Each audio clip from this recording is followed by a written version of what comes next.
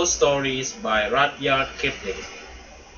In the high and far-off times, the elephants, O best beloved, had no trunk. He had only a blackish, bulgy nose, as big as a boot, that he could wriggle about from side to side. But he couldn't pick up things with it. But there was one elephant, a new elephant, an elephant child, who was full of satiable curiosity, and that means he asked ever so many questions. And he lived in Africa, and he filled all Africa with his satiable curiosity.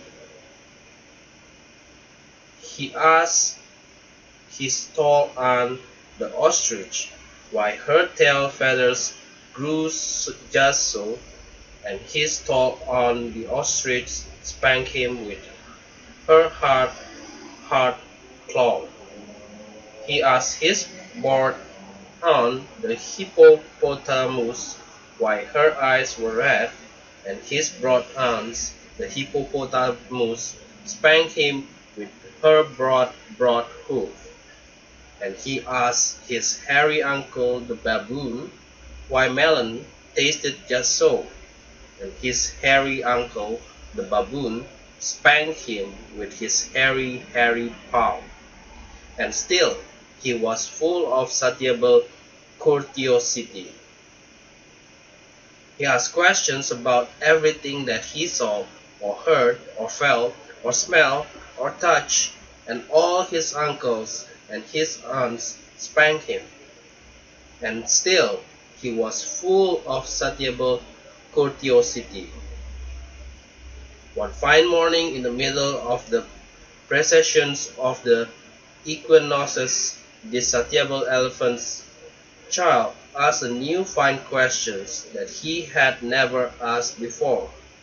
He asked, "What does the crocodile have for dinner?"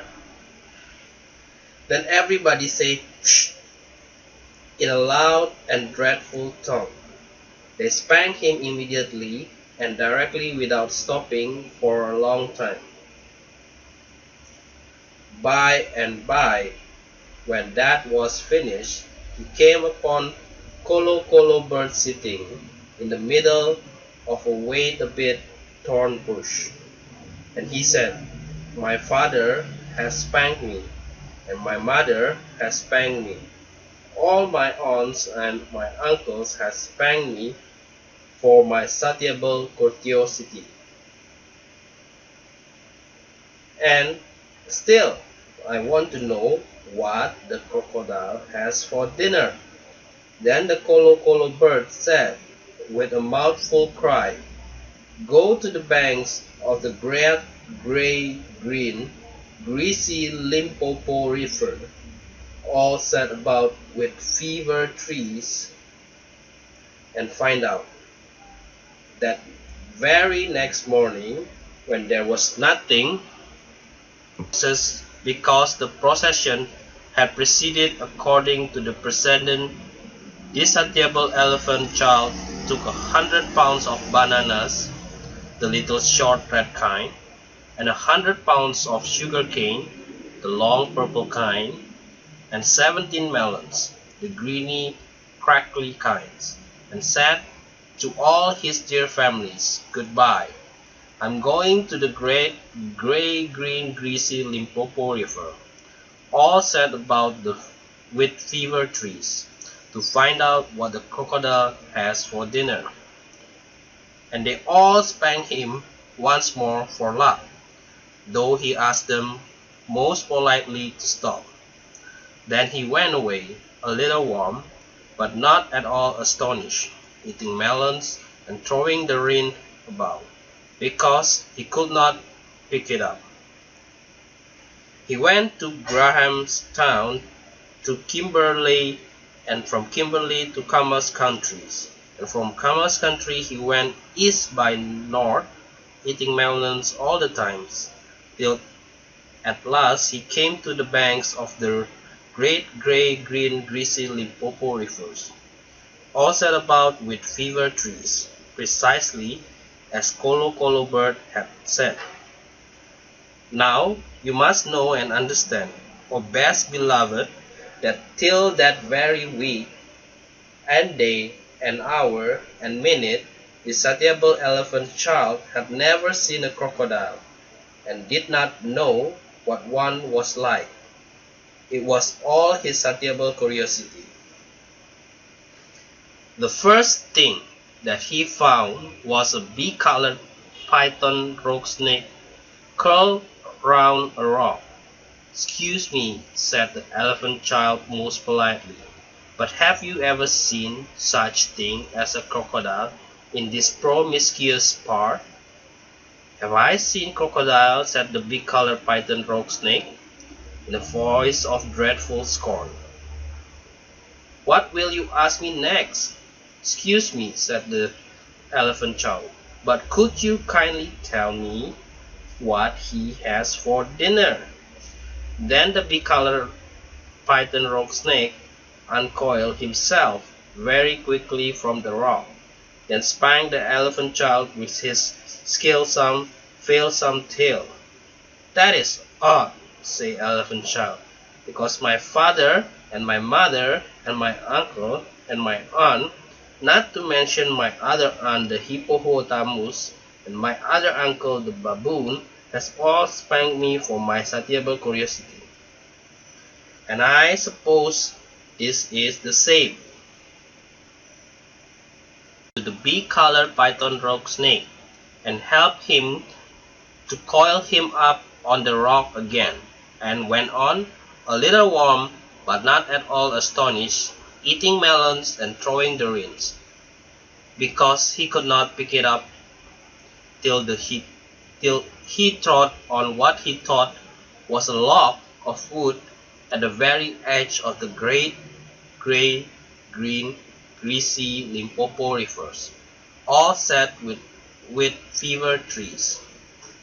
But it was really crocodile, O best beloved, and the crocodile winked one eye like this.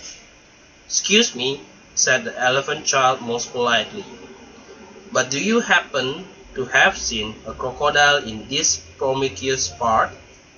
Then the crocodile winked the other eye, and lifted half of his tail out of the mud, and the elephant child stepped back most politely, because he did not wish to be spanked again. "Come hither, little one," said crocodiles. "Why do you ask such thing?" "Excuse me," said the elephant child most politely, "but my father has spanked me, my mother has spanked me, not to mention my tall aunt the ostrich, my tall uncle the giraffe, who can kick ever so hard, as well as my broad aunt the hippopotamus, and my hairy uncle the baboon, and including the bee-colored python rock snake, with a scalesome, feelsome tail, just up the bank, who spanked harder than any of them. And so, if it's quite all the same to you, I don't want to be spanked anymore." "Come hither, little one," said the crocodile, "for I am the crocodile." And he wept crocodile tears to show it was quite true. Then the elephant child grew breathless, and panted, and kneeled down on the bank and said, "You are the very person I have been looking for all these long days. Will you please tell me what you have for dinner?" "Come hither, little one," said the crocodiles, "and I'll whisper." Then the elephant child put his head down close to the crocodile musky-tusky mouth, and the crocodile caught him by his little nose, which up to the very week, day, hours, and minute had been no bigger than a boot, much thought more useful. "I think," said the crocodile, and he said it between his teeth like this, "I think today I will begin with elephant child." At this, of best beloved, the elephant child was much annoyed, and he said, speaking through his nose like this, "Let go, you are hurting me." Then the big-colored python rock snake scuffled down from the bank and said, "My young friend, if you do not now, immediately and instantly pull as hard as ever you can, it is my opinion that your acquaintance in this large patent leather ostler, and by this he meant the crocodile, will jerk you into yonder limpid streams before you can say Jack Robinson."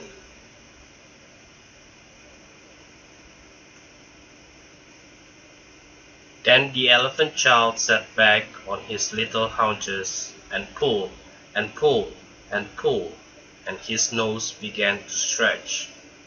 And the crocodile floundered into the water, making it all creamy with a great sweep of his tails, and he pulled and pulled and pulled. And the elephant child's nose kept on stretching, and the elephant child spread all his forelegs and pulled and pulled and pulled, and his nose kept on stretching, and the crocodile thrashed his tails like an oar, and he pulled and he pulled and pulled, and each pull the elephant child's nose grew longer and longer, and it hurts him terribly. Then the elephant child felt his legs slipping, and he said through his nose, which was now nearly 5 feet long, "This is too much for me." Then the big-colored python rock snake came down from the bank and knotted himself in a double cloth hitch round the elephant child's hind leg. And he pulled, and the elephant's child pulled, and the crocodile pulled, but the elephant's child and the big-colored python rock snake pulled the hardest. And at last the crocodile let go of the elephant's child's nose with a plop that you could hear all up and down the Limpopo.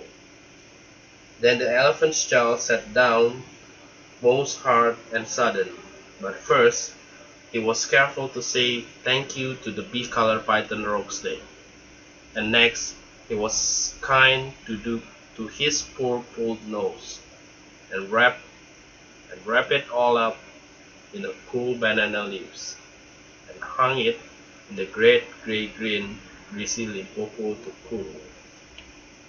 "What are you doing that for?" said the big-colored python rock snake.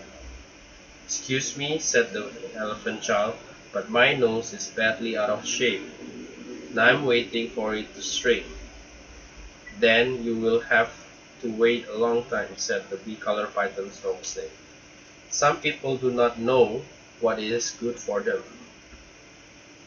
The elephant child sat there for 3 days waiting for his nose to shrink, but it never grew any shorter, and besides it made him squint.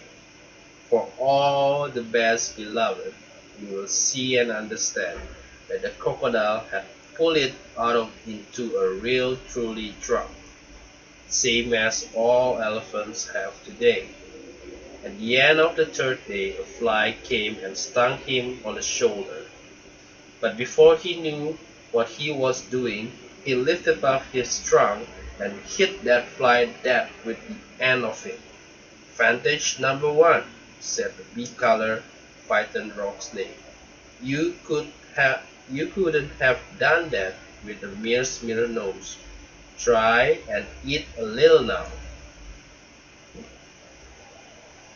Before he thought what he was doing to the elephant's child, put out his trunk and plucked a large bundle of grass, dusted it clean against his forelegs, and stuffed it into his own mouth. "Advantage number 2, said the big-colored python rock snake. "You couldn't have done that with a mere nose. Don't you think the sun is hot?" "It is," said the elephant's child, and before he thought what he was doing, he scooped up a scoop of mud from the banks of Great Limpopo and slapped it on his head, where it made cool, scorpy, sloshy mudcap all trickly behind his ear.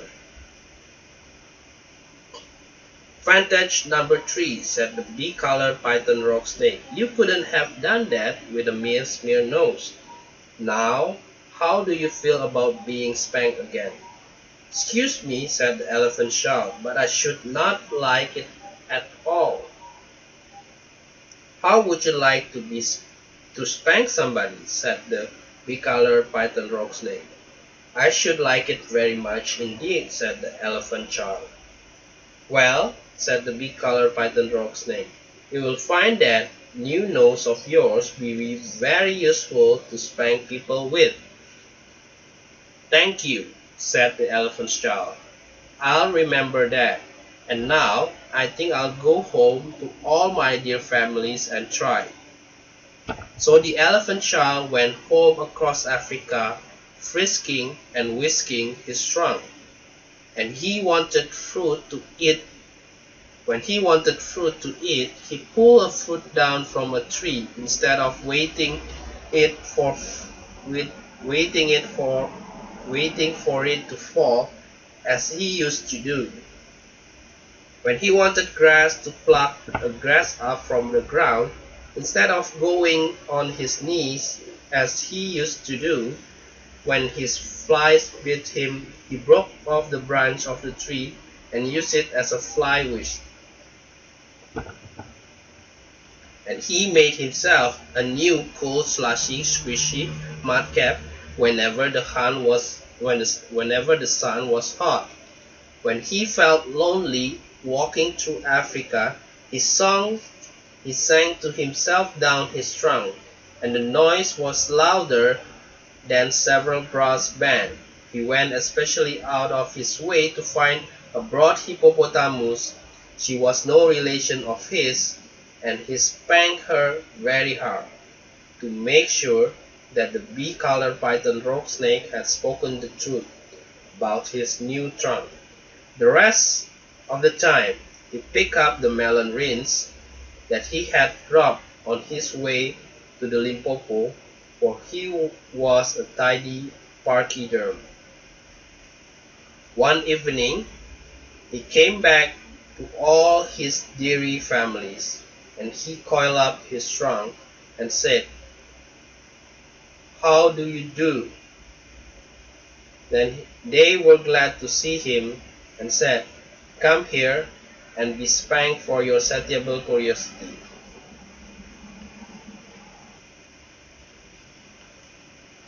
"Pooh," said the elephant child. "I don't think you people know anything about spanking, but I do, and I'll show you."